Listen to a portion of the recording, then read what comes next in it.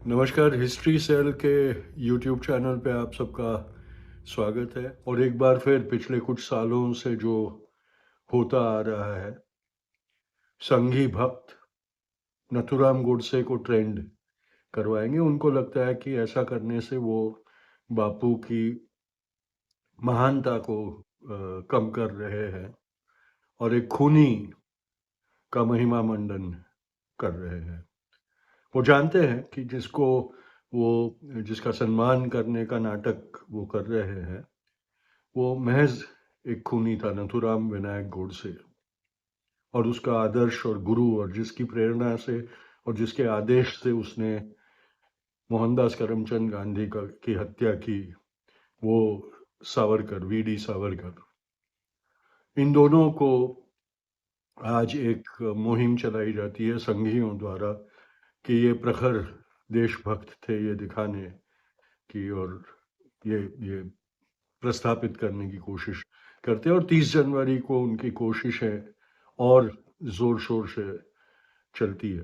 पिछले कुछ दिनों में गोडसे की अस्थियों की यात्रा उन्होंने निकाली, उसका उनकी भक्ति दिखाने के लिए।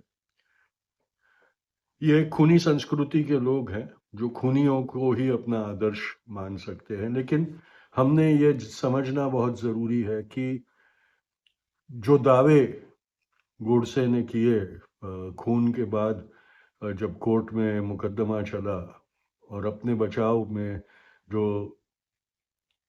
बातें गोडसे ने कही, वो कितनी झूठी थी।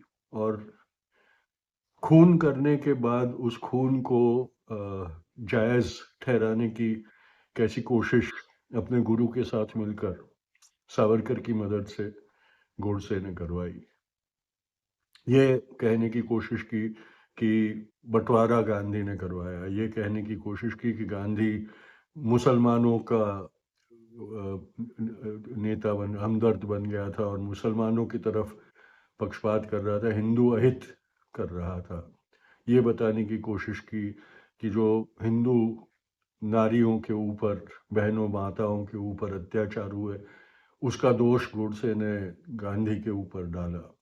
ये कहने की कोशिश की जाती है कि देशभक्त नथुराम गोडसे देश पे गांधी के अत्याचारों को सह नहीं सका, इसलिए उसने मारा।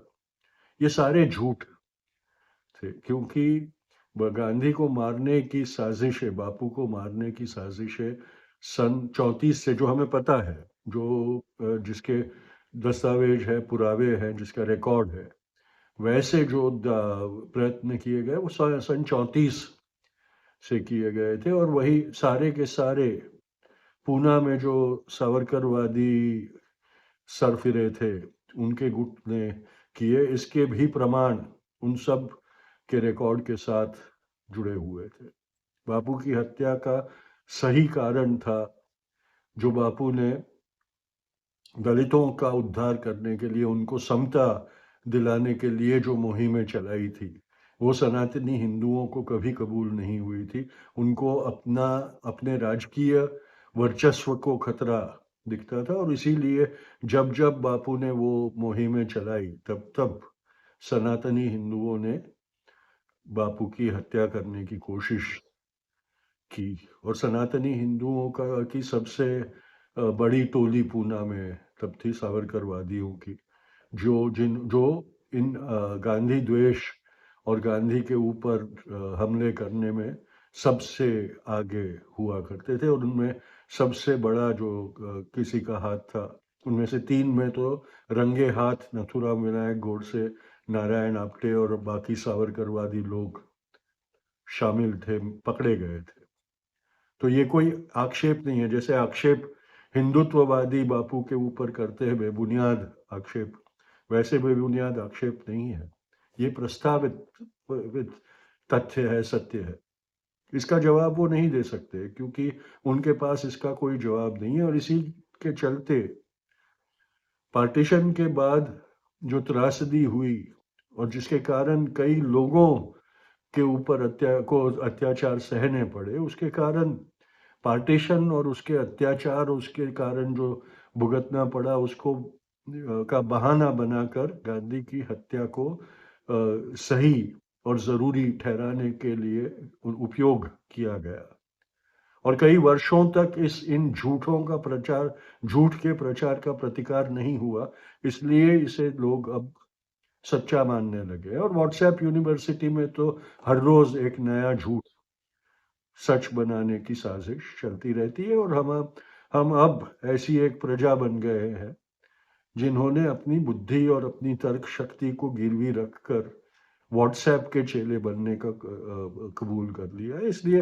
ये जरूरी है कि जैसे 30 जनवरी को हर साल गोडसेवादी सावरकरवादी संघी अपनी विभाजन की, द्वेष की के प्रचार को चरम सीमा तक ले जाते हैं और एक खूनी का महिमा मंडन करते हैं, तब वैसे ही उस खूनी और उसके गिरोह और उसके प्रणेताओं का पर्दाफाश भी होना जरूरी है। कपूर कमीशन का रिपोर्ट ये हमें कहता है, दिखाता है कि सावरकर और संघ की मदद के बगैर नथुराम गोडसे कभी मोहनदास करमचंद गांधी का खून नहीं कर पाता।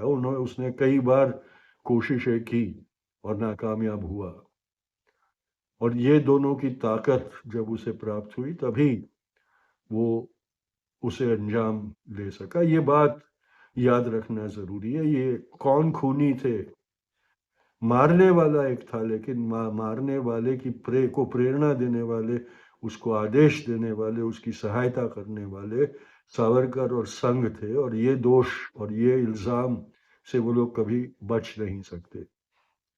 30 जनवरी को जरूर याद रखिएगा। खूनी संस्कृति के खूनियों के नाम नथुराम विनायक गोडसे, वीडी सावरकर और राष्ट्रीय स्वयंसेवक संघ, गांधी के खूनी।